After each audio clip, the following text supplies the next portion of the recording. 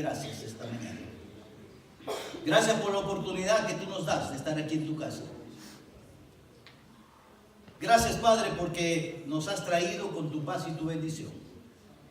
Nos has traído con tu cuidado, Señor, porque se pone un poco peligroso allá afuera. Pero, Señor amado, tu palabra dice que aunque andemos en valle de sombra de muerte, no debemos temer porque tú estás con nosotros. Y cuántas veces escuchamos en tu palabra decir a los hombres cuando se encuentran en peligro: no temáis, no temáis. Y creo que muchos de nosotros esta mañana, al venirnos hacia tu casa, veníamos con ese pensamiento: no temáis, yo estoy contigo. Y gracias por los que estamos aquí, bendícelos. Y gracias, Señor, por aquellos que no pudieron venir. Algunos están de viaje, cuídalos. Algunas familias están trabajando, protégeles. Y, Señor, reúnenos esta tarde, Padre, por los que no pudieron venir esta mañana. Señor amado, ahora te rogamos que nos permitas a través de tu Santo Espíritu abrir tu palabra y escuchar tu palabra, por dura que sea, pero es verdad que ayuda, Señor, a nuestra vida espiritual. Bendícenos, Señor, te lo rogamos y te damos gracias. En el nombre de Jesús, nuestro amado Salvador. Amén, Señor. Amén. Tomen asiento, hermanos, por favor. Estamos estudiando el libro de Santiago. Ya lo hemos visto por algún tiempo. Déjenme poner la luz porque...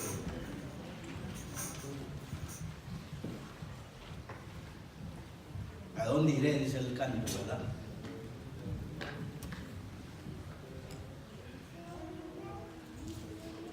Abra conmigo la palabra del Señor en el libro de Santiago, capítulo 5.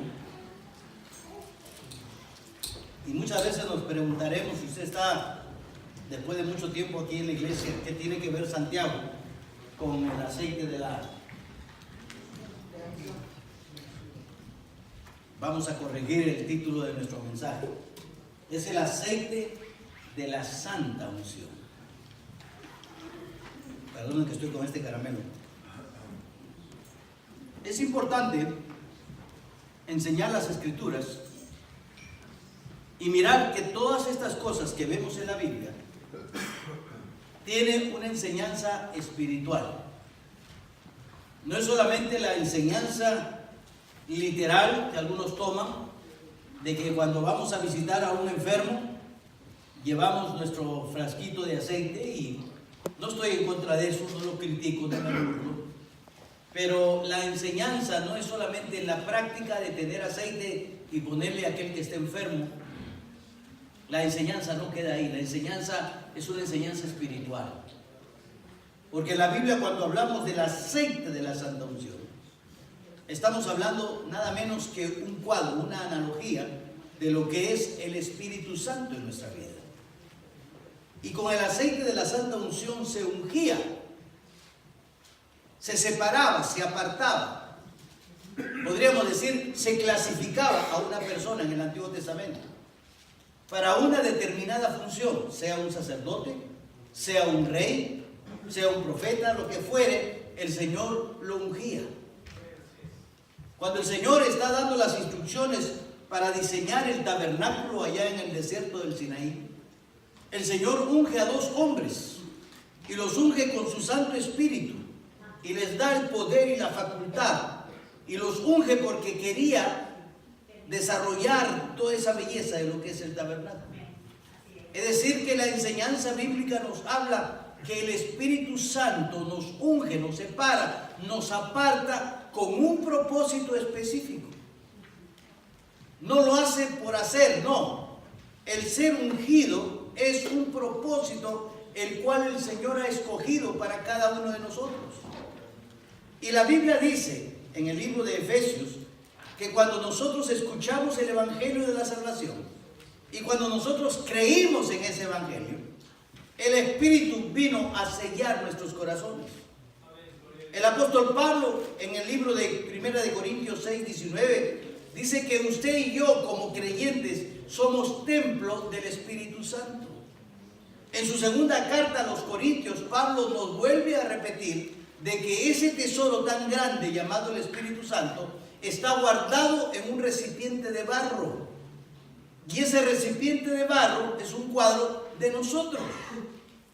Porque nosotros como seres humanos fuimos tomados del polvo y al polvo un día volveremos. Cuando miramos todos estos cuadros acerca del aceite de la unción, no es cuestión de agarrar un frasquito con aceite y colocarle haciendo tal vez la señal de la cruz en la frente. No, es más que eso. Es más, cuando nosotros miramos esta carta, esta epístola de Santiago, estamos mirando que los problemas que están atravesando esa congregación a la cual Santiago le escribe son problemas espirituales, de tinte espiritual. Y cuando habla de aquel enfermo, está hablando del enfermo espiritual que necesita el ungir del Espíritu Santo. Y entonces aprendimos a través de esta lección que el Espíritu Santo en el Antiguo Testamento, representado por el aceite de la Santa Unción, tenía 5 elementos. ¿Cuántos elementos? 5. Estos 5 elementos se conjugaban, se unían y se combinaban, al final lo vamos a ver, con el aceite de oliva para formar la esencia de lo que era el aceite de la Santa Unción.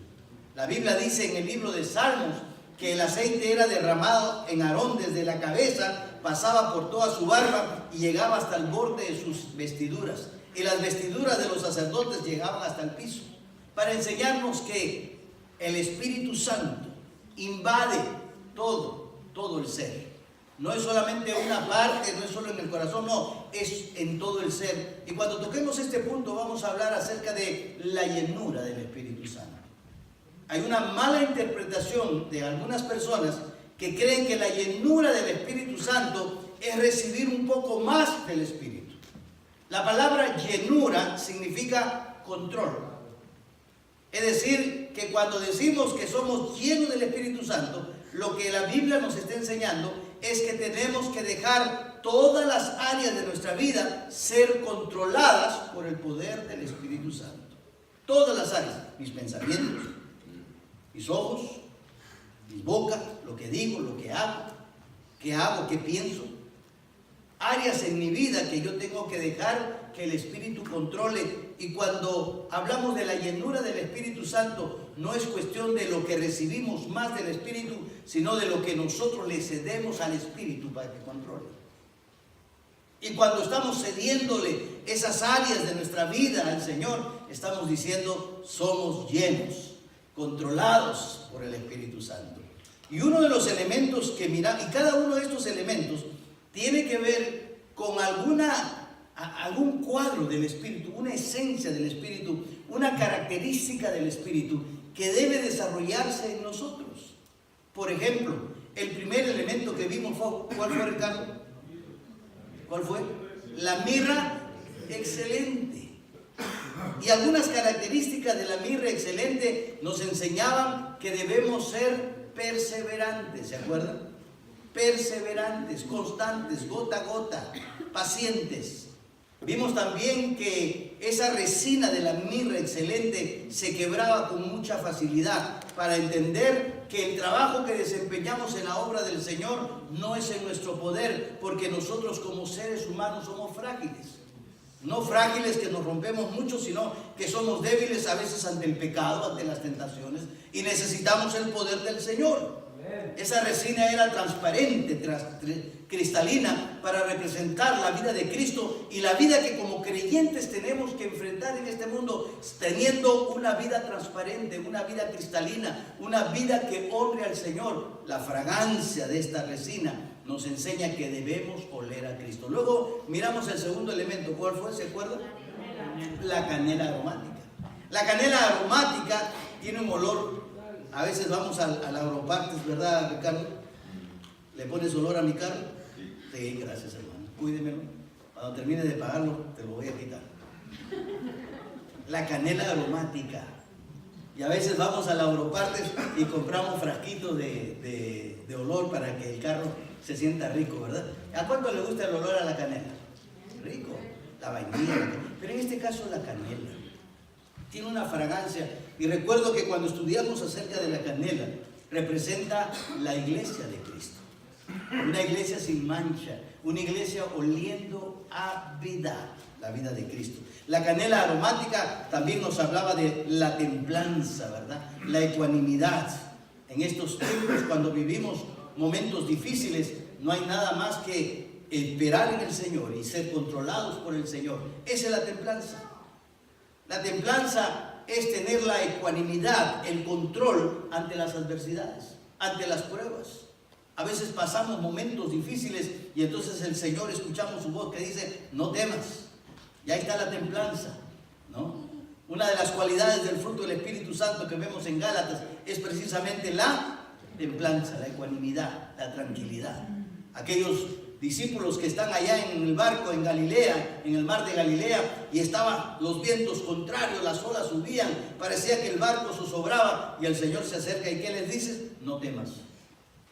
Nos enseña que nosotros como creyentes tenemos que confiar en el Señor. Las circunstancias, por adversas que sean, no nos deben controlar. Nosotros las controlamos con la ayuda del poder de Dios. La templanza. Y la canela aromática nos enseñaba eso y mucho más. ¿Cuál es el siguiente elemento? El cálamo. El cálamo nos habla acerca de la voluntad de Dios, ¿se acuerdan? El cálamo significa que caña. Y aprendimos que esas cañas crecen junto ahí en la orilla del río. ¿Qué nos enseña eso en nuestra vida espiritual? Nos hace recordar el Salmos capítulo 1.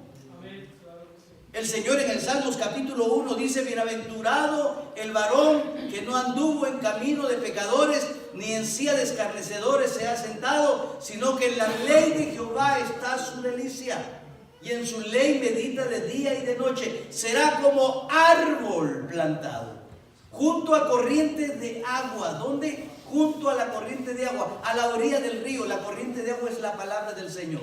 Y la Biblia dice, crecerá ahí junto a la corriente de agua. Va a crecer, va a dar fruto a su tiempo y todo lo que hace prosperará.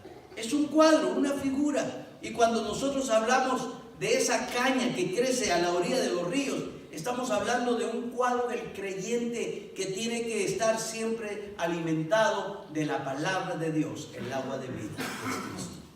Y luego hoy día vamos a hablar de la acacia, el elemento tan importante acerca de la acacia. Otro elemento, ¿qué es la acacia? Es un árbol. Qué hermoso que es un árbol. Y si usted nota, cada uno de esos elementos que hemos estudiado hasta el momento provienen ¿de quién? De un árbol. ¿Se dio cuenta de ese detalle?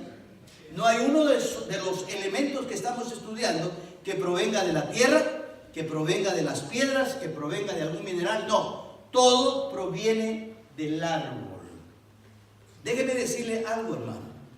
En la Biblia, el árbol es un cuadro o representa un cuadro del hombre.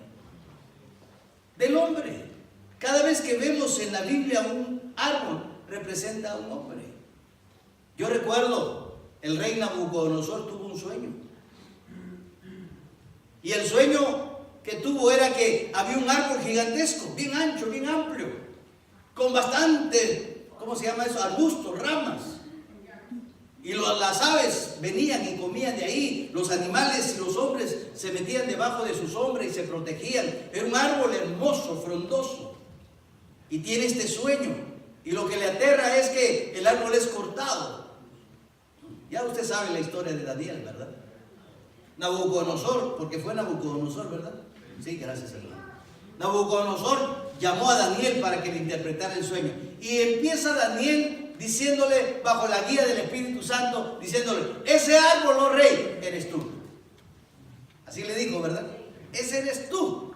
Porque en la Biblia el árbol representa al hombre. El Señor Jesucristo caminaba en su ministerio por Galilea y traen a un hombre ciego. Y le devuelve la vista a este ciego.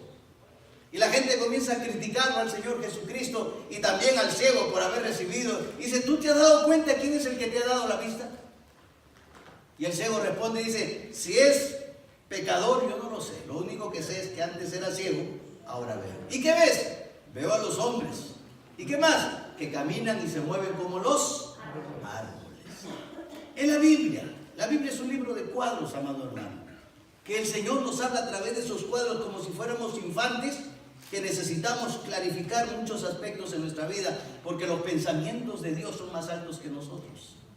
Y entonces, para poder entender, diseñó un libro que tiene una serie de cuadros tan hermosos que hasta un niño puede entender. El árbol en la Biblia representa al hombre. Y cada uno de los elementos hasta el momento que estamos estudiando provienen de un árbol. ¿Por qué? Si la Biblia representa a los hombres como árboles y cada uno de estos elementos y características vienen de los árboles, eso nos enseña que nosotros, que aunque tenemos el Espíritu Santo y tenemos a Cristo en nuestro corazón, todavía somos seres humanos.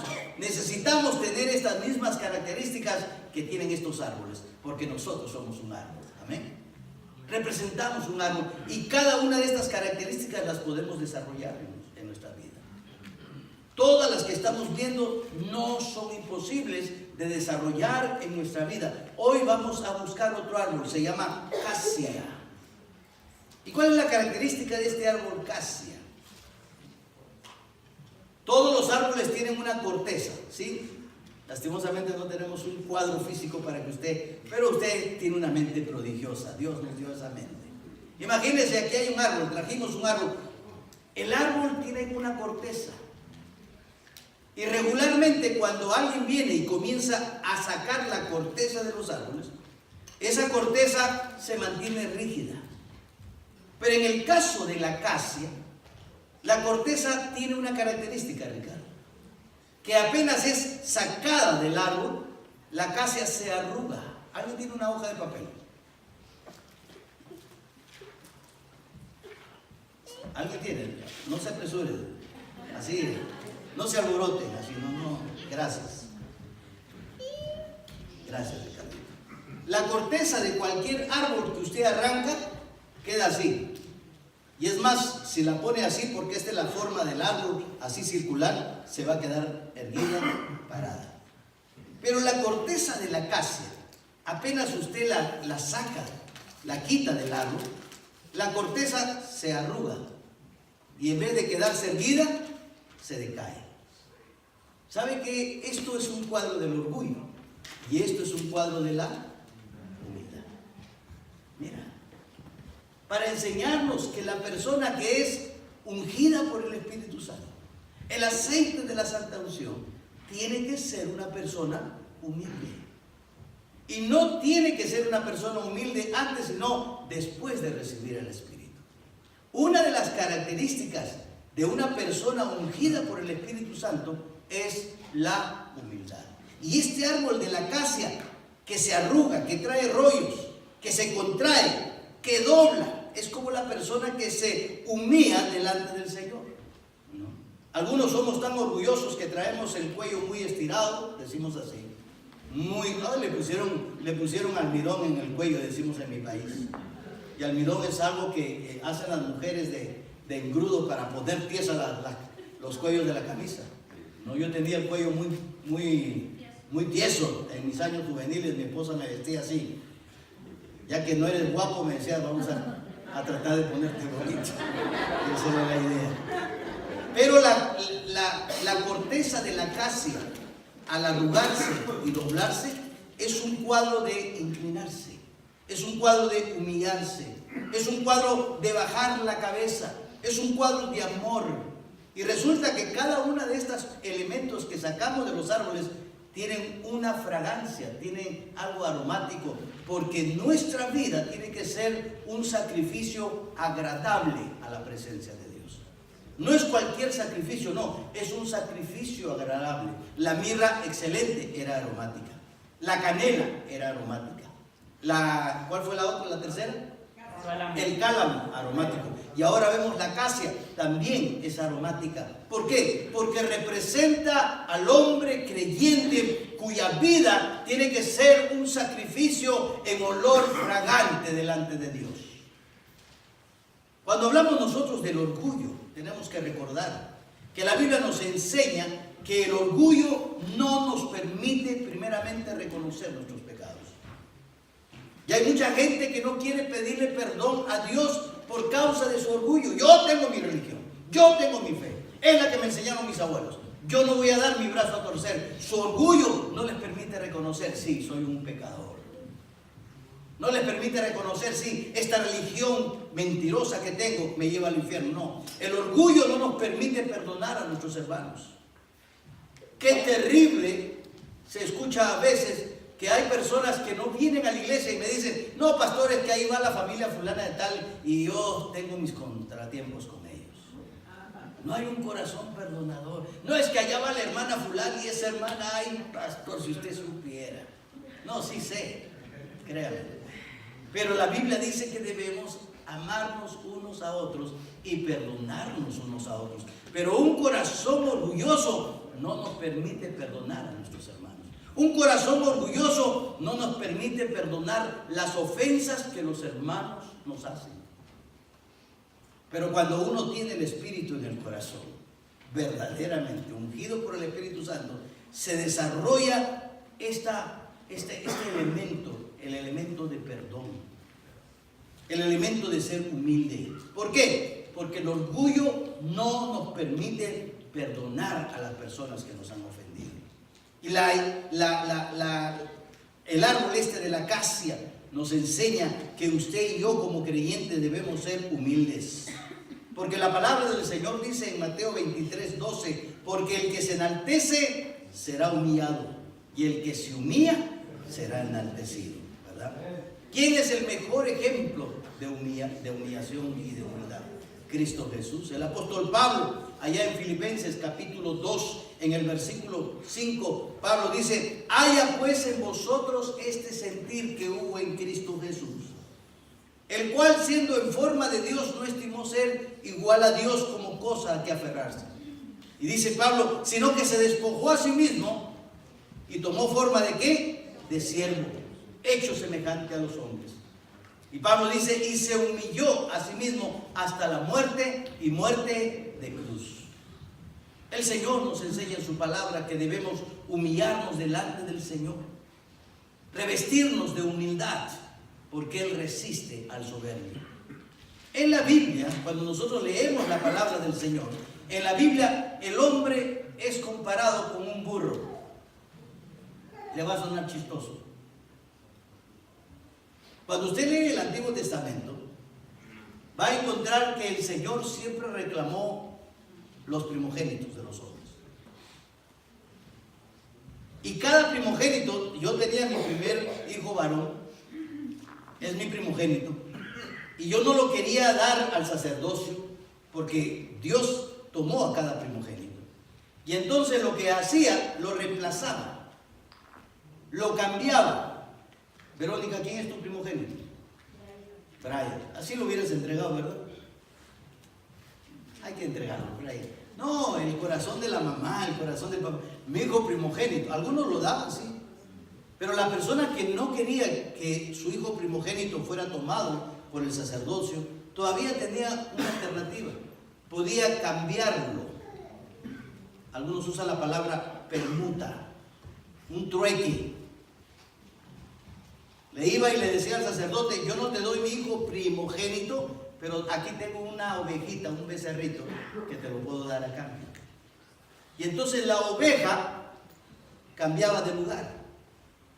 Porque cuando se tomaba al hijo primogénito se quedaba en el sacerdocio, pero también la Biblia nos enseña que el único animal que podía ser cambiado, así como nuestro primogénito humano, era el burro. Ningún otro animal podía ser cambiado por una oveja. Si yo tenía un burrito y era bien trabajador, y yo simpatizaba con mi burrito, era mi, como decimos en mi país, mi partner, mi chochera, mi amigo. Entonces yo no quería que, porque el burrito primogénito tenía que ser sacrificado. Mire. Tenía que morir el primogénito del burrito. Y entonces como yo había simpatizado con mi burrito, ya sabe que entre burritos nos entendemos, ¿no? Y ahí estaba yo con mi amigo el burrito, pero era el primogénito y tenían que... ¿Y sabe cómo lo mataban al burrito, hermano? Le daban un golpe en la cerviz. ¿Usted ha visto al burrito cuando camina con las orejitas paradas? Bien orgulloso, ¿verdad? Y cuando se sienta sobre sus patas traseras, no hay poder humano que lo levante. Terco como él solo, igual que el hombre. Por eso Dios nos compara con los burros, porque somos más testarudos que el burro. Y allá está el burrito con su cuellito parado, y cuando lo mataban le daban un garrotazo aquí en la cerviz. ¿Para qué? Figura de bajarle el orgullo. Pero si yo no quería que mi burrito primogénito muriera, le entregaba al sacerdote un cordero, mire, en reemplazo del burrito. Es un cuadro de lo que Cristo hizo por nosotros. La Biblia dice, la paga del pecado es la muerte. Todo ser humano, como el burrito, primogénito nacimiento, manchado por el pecado, tenía que morir. Pero un día Cristo, el Cordero de Dios que quita el pecado del mundo, murió en la cruz del Calvario para reemplazarme. Y a este burrito que iba a morir por causa de su pecado, en mi lugar murió Cristo. Y se salvó el burrito aquí dando lata. Ese es el cuadro que vemos en la Biblia. El hombre en la Biblia es comparado con el burro. Es el único animal que podía ser redimido, cambiado por una oveja. Ningún otro animal más que el burro. Porque el burro representa al hombre. Y el único que puede ser reemplazado por Cristo es el hombre pecador. El hombre orgulloso como el burro. Por eso la Biblia compara al hombre con un burro. Mire Éxodo capítulo 13. Éxodo capítulo 13. Mire lo que dice la palabra del Señor. Ya les conté la historia, ahora miremos la Biblia. Éxodo capítulo 13. ¿En qué capítulo estamos? No, ¿en qué capítulo estamos? ¿En qué capítulo estamos?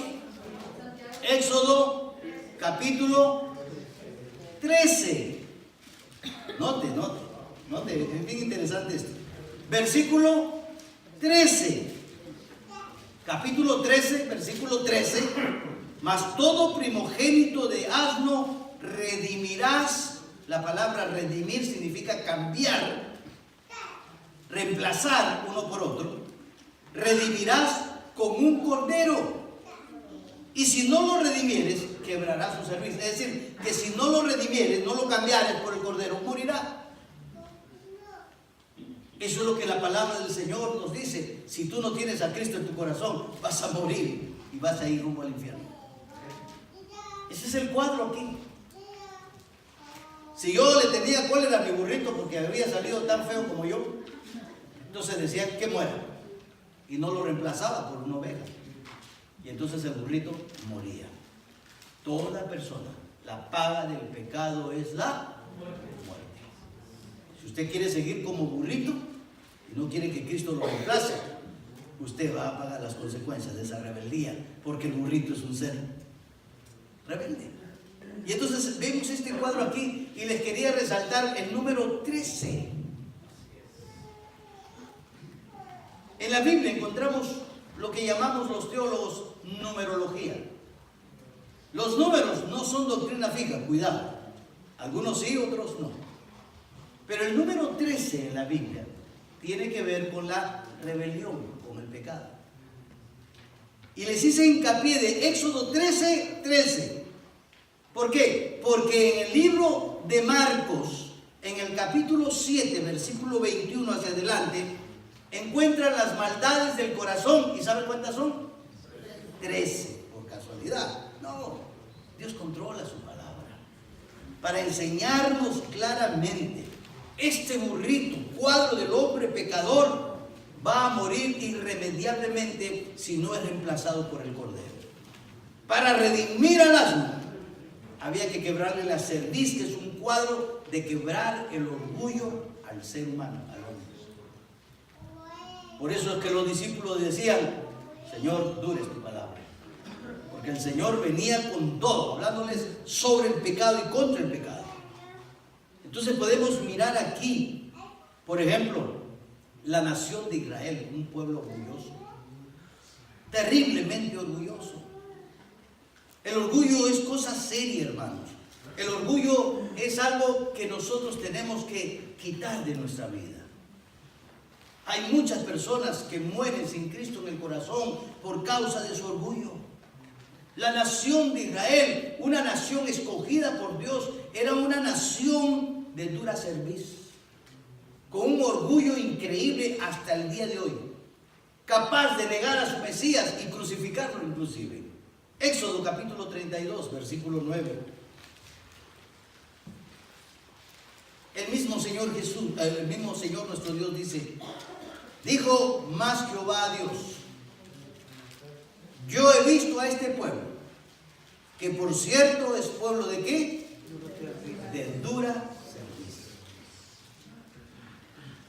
¿Cuál es la cerviz? El cuellito.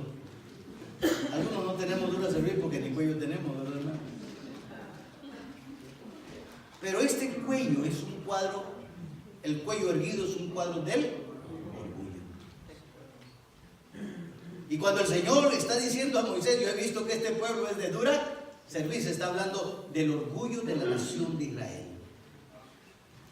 Y déjeme decirle, si usted es orgulloso, le voy a dar una noticia: el Señor se aleja del hombre orgulloso. El Señor no tiene tratos con el hombre orgulloso. Miren lo que dice Éxodo capítulo 33. Éxodo capítulo 33, versículo 3. A la tierra que fluye leche y miel, pero yo no subiré en medio de ti, porque eres pueblo de dura cerviz. El Señor los está introduciendo a la tierra que Él les prometió, pero le dice: yo no voy a ir con ustedes. ¿Y cuál era la razón por la cual el Señor no quería ir con ellos? Porque era un pueblo orgulloso, de dura cerviz. Y como Él es un Dios santo, dice: no vaya a ser que me des cólera y te consuma y te mate. Porque el orgullo no compatibiliza con la santidad de Dios. Así que si usted es un ser orgulloso, una persona orgullosa, créamelo, la Biblia nos enseña que el Señor se aleja de la persona orgullosa. Se alejó de su nación, que es la niña de sus ojos, que ama con todo su corazón. A esa tierra donde fluye leche y miel, yo no voy a ir con ustedes. ¿Por qué? Porque son pueblo orgulloso. Así que más vale que seamos humildes. El mejor ejemplo en el Antiguo Testamento de humildad es este hombre llamado Moisés. Y la Biblia dice que no había hombre más humilde que Moisés. Y déjeme decirle algo muy importante en este tiempo. La nación de Israel es una nación tan, pero tan orgullosa, que el Señor, para poder convencerlos, para poder romper ese corazón y esa mente orgullosa, le tuvo que dar a Moisés las señales, para que cuando Moisés fuera a hablar con ese pueblo orgulloso, altivo, pudiera creer que era Dios quien lo estaba enviando. Y entonces ahí aparecen las famosas señales, miren, dirigidas a un pueblo orgulloso. Escuche con atención, porque ahí es el origen de las señales, prodigios y milagros que hoy estamos viendo, colocados en la iglesia equivocadamente, precisamente por hombres orgullosos, altivos, que quieren sobresalir sobre los demás. Es que yo puedo hacer señales, yo puedo hablar lenguas. Eso fue para la nación de Israel, porque la nación de Israel tenía una característica: era un pueblo orgulloso. Miren lo terrible de ser orgulloso. Miren conmigo, Éxodo capítulo 4, versos 1 al 8. Tome nota y estúdielo. ¿Por qué? Moisés iba a ir a liberar a la nación de Israel. Era el instrumento que Dios iba a usar. ¿Cuál era la característica de la nación de Israel? Era un pueblo orgulloso, de dura cerviz. Y entonces Moisés dice: Señor, no me van a creer. Él ya sabía. No me van a creer, no me van a escuchar, Señor. Y el Señor le dice: ¿qué tienes ahí en tu mano? Y me lo señala a Ricardo, porque está con barba, parece Moisés. ¿Qué tienes en tu mano, Moisés? Dijo Ricardo. Y Moisés dice: una vara. Y el Señor le dice: tírala al piso. Y cuando la vara toca el piso, se convierte en una serpiente. Y Moisés se asusta. Yo me imagino también nos hubiéramos asustado, ¿verdad, Ricardo? Se asusta ya, pero el Señor le dice, tómala por la cola. Y contarles es muy chistoso y muy fácil de decirlo, pero póngase usted en las sandalias de Moisés y mire una serpiente así de grande y que el Señor le diga, tómala por la cola. ¿Qué hubiera hecho Silvano? Usted que no tiene un pelo de tonto. ¿Ah?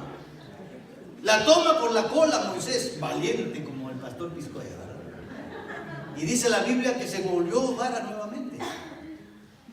Pero Moisés, y el Señor conocía el corazón de Moisés, no estaba muy convencido. Y entonces le dice, ok, mete tu mano al seno y mete la mano aquí al pecho. Y cuando la saca está llena de lepra. Y luego le dice, me imagino se asustó también, ¿no? Imagínate la mano llena de lepra, ¿sabes lo que significa eso? Y dice, vuelve a meter, la mete, la saca y ya estaba limpia. Y entonces, acto seguido, el Señor le dice, Moisés, si no te escuchan a la voz de la primera señal, te escucharán a la voz de la segunda. Eso me enseña a mí, colocando el principio de interpretación de la primera mención, que las señales son ¿para quién? Para los judíos. ¿Por qué? Porque Israel es un pueblo de dura cerviz, un pueblo orgulloso. Y resulta que a pesar de las señales que Moisés hizo, ¿qué pasaba con la nación de Israel? Usted puede leer todo el Antiguo Testamento, siempre estaban contra Dios, siempre estaban contra Moisés, siempre estaban reclamando. ¿Por qué? Porque eran un pueblo testarudo, orgulloso. Y muchas veces nosotros como creyentes somos así. Y las señales aparecen precisamente por culpa de personas orgullosas como la nación de Israel. Cuando llegamos al Nuevo Testamento, el Señor Jesucristo ya es crucificado. Llega el día de Pentecostés, capítulo 2 del libro de Hechos. Y allá por el versículo 22, si bien no recuerdo, el apóstol Pedro se pone de pie en su discurso y dice, varones israelitas, Jesús Nazareno, varón aprobado por Dios entre vosotros, con señales, prodigios y milagros. ¿Por qué? Porque cuando el Señor Jesucristo vino a un pueblo testarudo, orgulloso, como la nación de Israel. Y él mismo dijo en los evangelios, yo he venido a la casa de Israel. Y Pedro, recordando el ministerio de Cristo, dijo, varón aprobado por Dios con señales, prodigios y milagros. ¿Por qué? Porque Cristo, al igual que Moisés, vino a la nación de Israel también. Y como saben que la nación de Israel es testaruda, orgullosa, tenían que poner señales, prodigios y milagros. La pregunta es, ¿por qué las señales y prodigios y milagros están en la iglesia cuando nunca fueron para la iglesia? Para un pueblo testarudo, orgulloso, como hoy hay pueblos que se llaman la iglesia, que son testarudos y orgullosos y no quieren entender la palabra de Dios. Las señales, prodigios y milagros fue dada para un pueblo orgulloso, para vencer el orgullo. Y hay que tener mucho cuidado. Cuando el Señor Jesucristo va a ascender, en el libro de Marcos dice, finalmente apareció a sus discípulos, a los 11. Miren conmigo Marcos capítulo 16, verso 14. Un pasaje tan controversial, pero si no vienen desde el principio de las Escrituras, nunca van a entender para qué fueron las señales, prodigios y milagros. Y mucha gente lo atribuye ahora orgullosamente, sin querer reconocer la palabra del Señor, se lo atribuye a la iglesia. Y no fue así. En Marcos capítulo 16, versículo 14, el Señor Jesucristo se dirige a los 11 mismos. Y estando ellos sentados a la mesa, les reprochó. ¿Qué les reprochó? Su incredulidad y dureza de corazón. Personas orgullosas.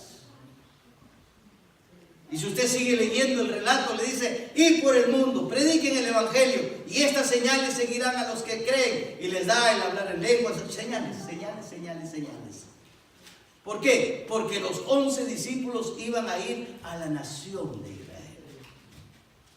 Un pueblo orgulloso. Y mire lo que origina el orgullo de esta nación. Que a través de los años se haya tergiversado la enseñanza, y hoy día mucha gente quiera y esté esperando ver señales en la iglesia. Y el Señor Jesucristo dijo, los judíos piden, pero ¿cómo les llamó? ¿Se acuerdan de ese versículo?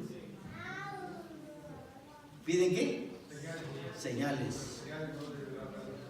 Los griegos piden sabiduría. Pero nosotros, la iglesia, predicamos a Cristo crucificado. Punto. Punto. Nosotros no demandamos señales. ¿Sabe por qué? Porque las señales, bíblicamente hablando, fueron dadas desde el inicio, desde el libro de Éxodo, a la nación de Israel. Y cuando a mí como pastor me preguntan, yo les digo, es que no fueron nunca para la iglesia, fue para la nación de Israel. La Biblia lo enseña y voy desde Éxodo enseñándoles este principio.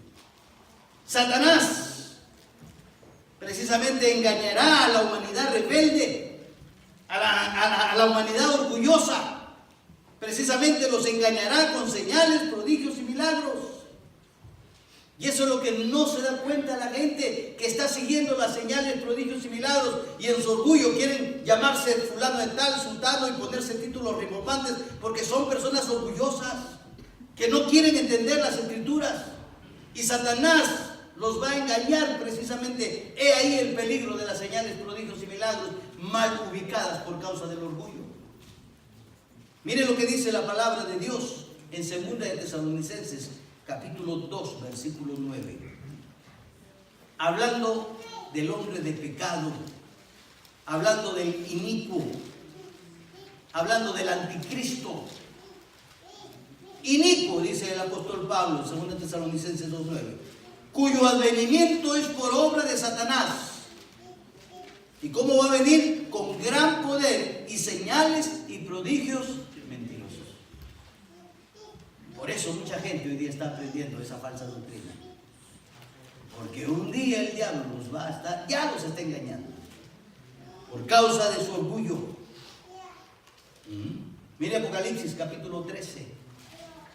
Por eso es interesante venir a la escuela dominical a aprender acerca de Apocalipsis. Hablando del anticristo, hablando del falso profeta. Capítulo 13, verso 14 dice, y engaña a los moradores de la tierra con las señales que se le ha permitido hacer en presencia de la bestia, mandando a los moradores de la tierra que hagan imagen a la bestia que tiene la herida de espada y vivió. ¿Cómo los engaña? Con las señales. Cuidado. Cuidado, porque las señales serán usadas por el anticristo para engañar aún hasta a los escogidos. El hombre orgulloso, según lo que dice las escrituras, tiene que ser redimido por Cristo, el Cordero de Dios. Si usted nunca ha recibido a Jesús en su corazón y sigue siendo una persona orgullosa, recuerde, puede ser redimido, cambiado por Cristo Jesús. El Señor Jesucristo, miren esta figura del burro. Lo puede tomar nota y leer en casa. Lucas capítulo 19. Versículo 30 hacia adelante. Le voy a contar la historia. El Señor Jesucristo va a ingresar a la ciudad de Jerusalén. ¿A qué va a la ciudad de Jerusalén Jesús? Él sabía que no había brazos amantes que lo iban a abrazar, como su pastor a veces lo abraza. No, habían garras predispuestas a destruirlo. Él sabía que no había un trono de gloria en Jerusalén. Él sabía que le esperaba la cruz vergonzosa del sacrificio. Él sabía que no habían personas amantes, sino enemigos predispuestos. Él sabía. Pero a pesar de que sabía lo que le esperaba, él afirma su rostro e ingresa.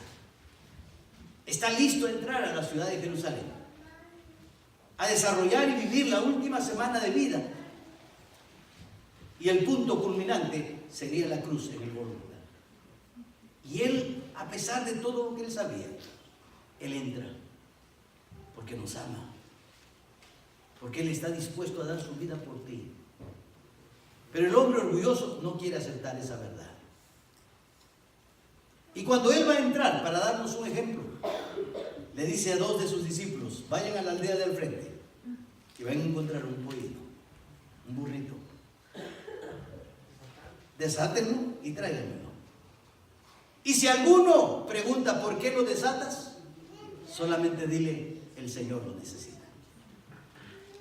El Señor necesitaba ese burrito, ¿sabe cómo necesita todos estos burros que estamos aquí?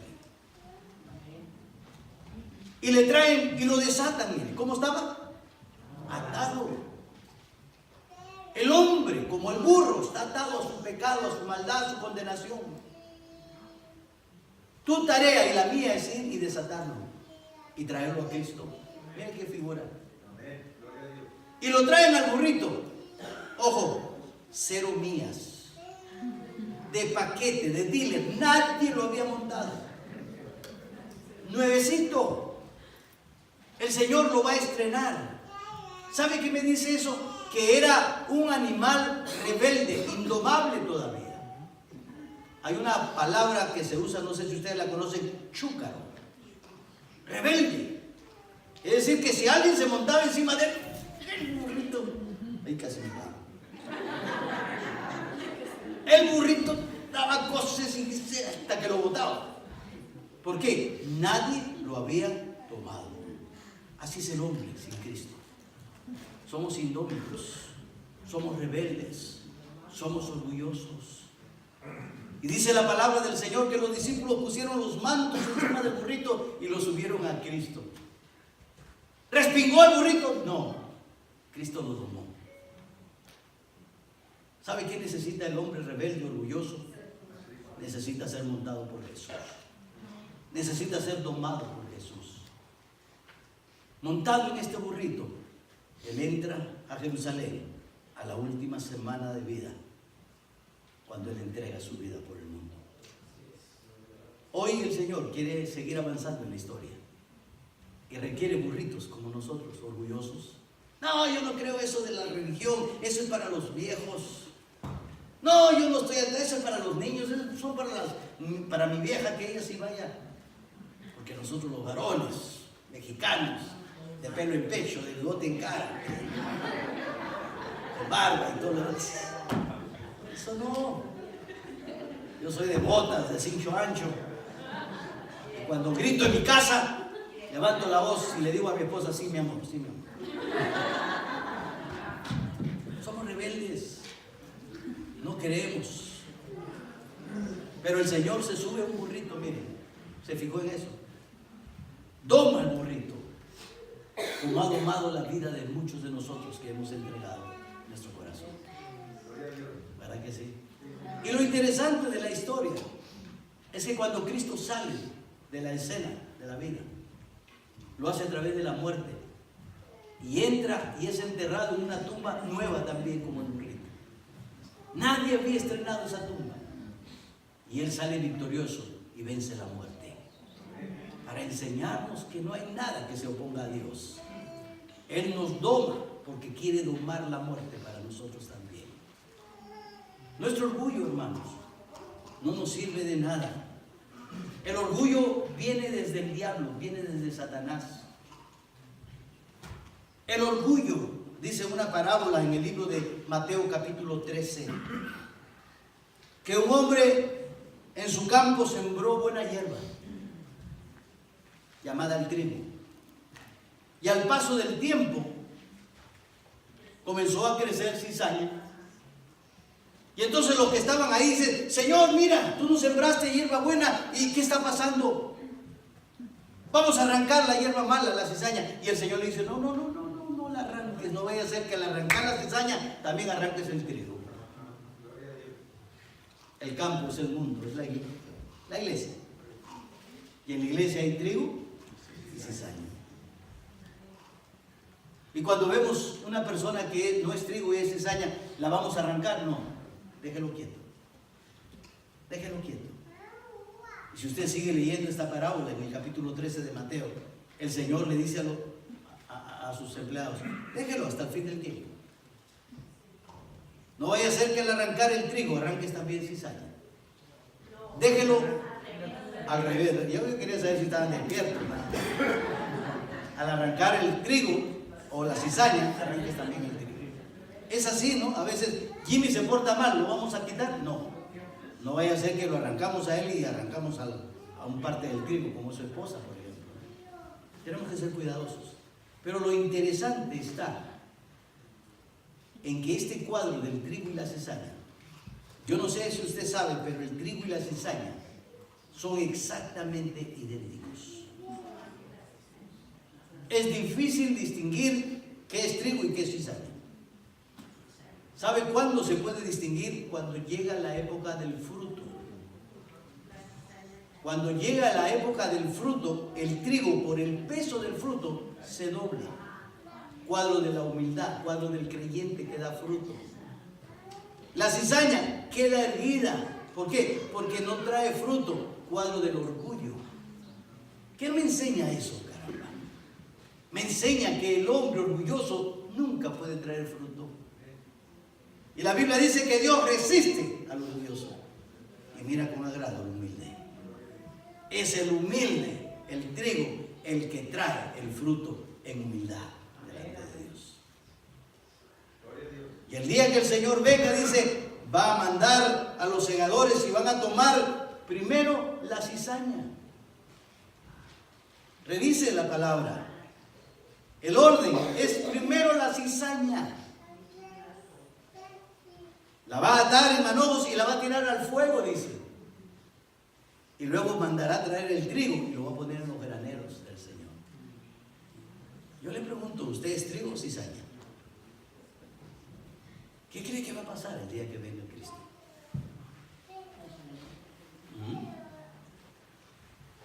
Este árbol de la acacia nos enseña que debemos aprender a ser humildes. Porque el orgullo proviene desde el mismísimo infierno. Y a veces no queremos ser humildes. Queremos ser orgullosos como el diablo. En Ezequiel miramos esa historia, ¿no? Miró su belleza. Dice la palabra del Señor que él era un hombre, un ser creado por Dios bello.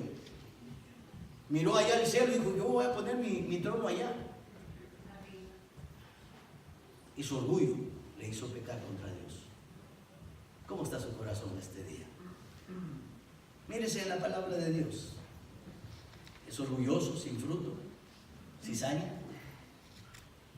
¿O realmente es un hombre o mujer humilde, como el trigo, como el burrito, que se dejó domar por Jesús? Vamos a inclinar nuestros rostros. ¿Qué tipo de burrito es usted? O de repente esta mañana usted quiere doblar su vida a Cristo. Usted reconoce que su orgullo está acabando con su vida espiritual. Pero esta mañana usted quiere decirle al Señor, Padre, perdóname. Reconozco que mi orgullo está matando mi relación contigo. Mi orgullo está matando mi relación con algún hermano, o con mi esposa, o con mi esposo. Mi orgullo está matando mi relación con mis compañeros de trabajo, con mis hermanos de la iglesia, con mis hijos. El orgullo no nos lleva a nada bueno. Pablo, hablando de Cristo, dijo, haya pues en vosotros este mismo sentir que hubo en Cristo Jesús. Él se humilló, dice la Biblia, y se humilló hasta la muerte. ¿Cómo está tu corazón esta mañana? ¿Orgulloso? Doblégalo ante el Señor hoy día. Aquí está el altar. Ah, no, pero yo soy maestro de escuela dominical. ¿Qué importa? Con mayor razón. ¿O qué va a decir la gente, Señor? No te preocupes. Los que van a hablar así son burritos orgullosos. Tú sé un burrito humilde, desatado y traído a la presencia del Señor. Venga al altar de Dios y arregle cuentas con el Señor. Amén. ¿Alguien más quiere venir? Usted no tiene a Cristo en su corazón y usted quiere aceptar a Jesús como su Señor, como su Salvador, dejarse domar por Él, como vimos esta entrada de Cristo a Jerusalén. La Biblia es muy clara. Rogamos que el Espíritu Santo hable a su corazón esta mañana.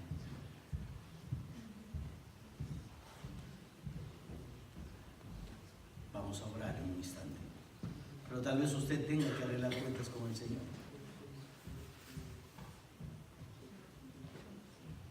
Señor y Padre, yo quiero darte gracias. Gracias, Padre, por tu palabra. Gracias por tu Santo Espíritu, Señor, mostrándonos, enseñándonos en una sencillez, Padre, propia de ti, Señor. El Dios humilde, el Dios sencillo. Gracias, bendito Dios. Oh Padre, queremos orar por cada uno de mis hermanos que está aquí en tu altar, Señor. Cada uno tiene sus razones, sus motivos, que lo pueden conversar contigo en esa privacidad de la oración. Yo te ruego, Dios amado, inclina tu oído y escúchanos. Haz la voluntad tuya, Señor, en nuestras vidas. Perdónanos, Señor, si tenemos rasgos de orgullo todavía en nuestras vidas. Ayúdanos a ser humildes, Padre. Humilde como el Cordero que es Cristo Jesús. Un animalito tan humilde como una oveja. Así queremos ser, Padre Celestial, como lo es tu Hijo Jesús. Dios hecho hombre. Humilde. Muy humilde. Oh Padre Celestial, oro por nuestra iglesia, bendito Dios. Oro, Padre, porque nos ayudes a crecer en nuestra vida espiritual. Nos ayudes, Padre Celestial, a vivir nuestra vida de cristianos correctamente. A ser, Señor amado, como tú, oh Cristo. Porque eso es lo que nos enseña tu palabra. Somos nuevas personas, nuevas criaturas. Las cosas viejas pasaron, el hombre antiguo pasó. He aquí, ahora, dice tu palabra, todo es hecho nuevo. Bendícenos, Padre, te lo ruego. Aquellos que aún no te conocen de una forma personal, íntima, rogamos que tu palabra, Señor, siga trabajando en sus mentes y en sus corazones. Y que traigas convicción de pecado y un genuino arrepentimiento en la vida de cada uno de nosotros. Gracias, Padre, te damos esta mañana. En el nombre y los méritos de Jesús. Amén, Señor. Amén.